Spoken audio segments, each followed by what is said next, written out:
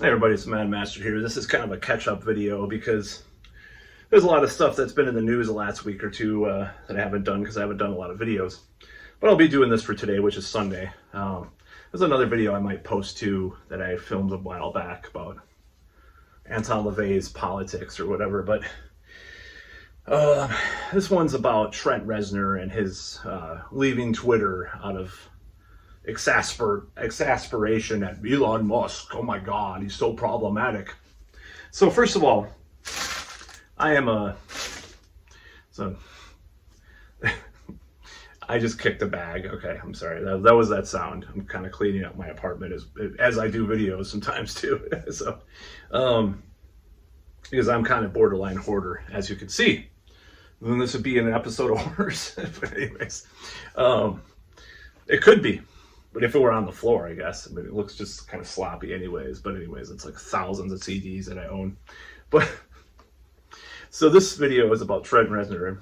Pardon the digression. And this whole thing with Trent Reznor, he's like, I'm gonna leave Twitter now because Elon Musk is a billionaire, blah blah blah blah. And I'm like, dude, first of all, you're not Fugazi, you're not like Ian MacKaye, like doing $5 tickets. Like, I remember in the 80s and 90s that Fugazi, there's an old post-punk band from the 80s and 90s.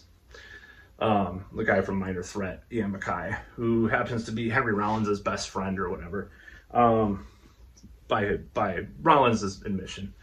So Ian had this rule that he would not play shows that were more, he would not sell tickets for more than $5. I think it was $5 at $10 or something like that.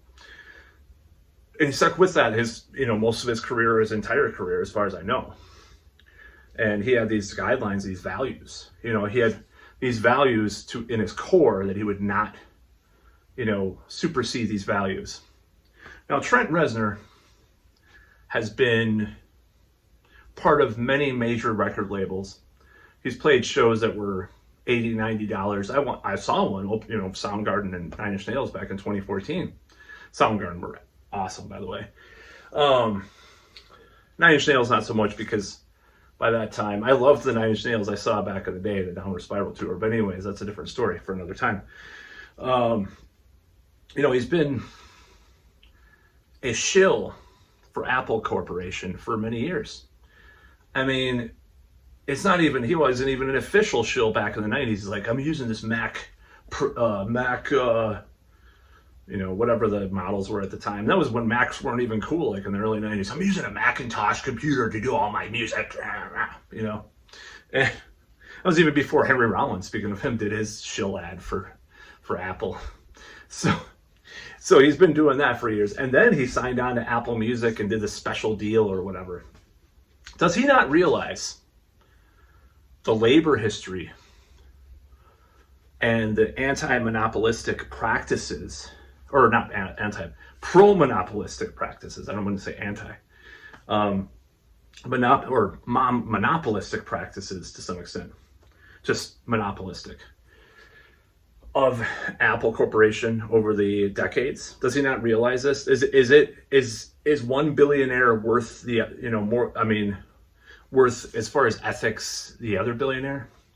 Just because it's cool to hate on and bag on the left on Elon Musk, all of a sudden Tim Cook and everything Steve Jobs did is cool or great. Cobalt mining, for one, probably in this cell phone, some of it's used slaves, literal slaves in Africa. They've used for cobalt. Not that Tesla doesn't use that shit too. I mean, they definitely use cobalt as well. That's probably from some of the same sources. But he's on this high and mighty thing. Oh, I'm going to leave Twitter because there's a billionaire on it. But Elon Musk, he's so problematic. It's like, oh, okay. So take a look at your own life. Do you know that Apple has used, sweatshops all over the world, especially China?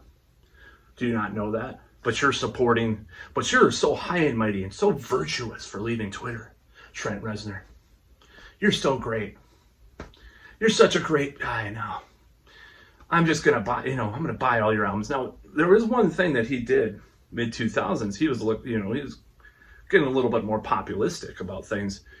And he said all his music should be free. He was, doing a kind of like Radiohead did with their Rainbows album. He was kind of like setting up, you could set a price to buy it. But he totally threw that away. Now, if he would have held on to that concept and never signed up to Apple Music and did all those promotions and stuff, this would be a different story. But he's deeply entrenched in the establishment. And the establishment is purely hypocritical in their hubris and their just myopic senses of things, their myopic takes on things. They don't realize that they're doing a lot of the same stuff. And I'm no big fan of Elon Musk or anything. I mean, he's done probably some horrendous things in his business career. I'm not pro billionaire. I mean, I still like sympathize or empathize, even though I'm mixed on it. The whole like, there should be no billionaires thing. Maybe there shouldn't. If this kind of shit results, So I'm mixed on it. I'm not like committing one way or the other to that. I'm on the fence about that whole idea. But yeah, if he was saying that, he's like, and renouncing all his ties with Apple or these other companies, and that he, Ticketmaster. I mean, there's been a lot of controversy now. I mean, Pearl Jam went against Ticketmaster in the 90s, Now they're probably propped up by Ticketmaster, but they had a very ethical and precipitous stance that kind of pointed out just how horrible it would get with concert tickets and everything. So, I mean, kudos to them for doing that back then. I want to see a band with that much balls now, though, to say fuck Ticketmaster, or fuck Apple, I don't know. I mean, we all use Linux to record our music, or program our music, Linux, open source apps on our computer to record all our industrial music and sampling. And then we use these old school samplers that were made in the United States back in the 80s or something. We had them, fixed or whatever. But no, you just got to do the easy way out and just criticize people that you're a lot closer to being like than you want to realize. That's the sick thing about the whole thing. So we have to have this punching bag, this straw man enemy that we have to fight against, even though we're doing a lot of the same shit ourselves. It was Trump before, now it's Elon Musk, Oh, Lynn Cheney's such a hero because she went against Bush, or not Bush, she went against Trump. And Lynn Cheney's such an ethical person. She supported killing Iraqi children. That's so great. That's so ethical, right? Torturing prisoners. Oh, that's so great. You see why I'm so pissed off by this? Anybody that's watching this? It's just so fucking insane. I just can't even contemplate what the hell is going on with this stuff. But yeah, Trent Reznor is a hypocrite. A lot of these people are hypocrites. Look at Alyssa Milano's recent Twitter debacle, where she said she bought a Volkswagen instead because they don't stand for white supremacy, even though they're helped founded by not literal Nazis, the Nazis. Back in the day. I know that a lot of time has transpired since then, but still, it's just stupid. And people deserve the ratioing on Twitter or the criticism that they get for being so fucking blatantly, brazenly stupid hypocrites. Trent Reznor, Alyssa Milano, whoever. So, go back to why can't we go back to the old left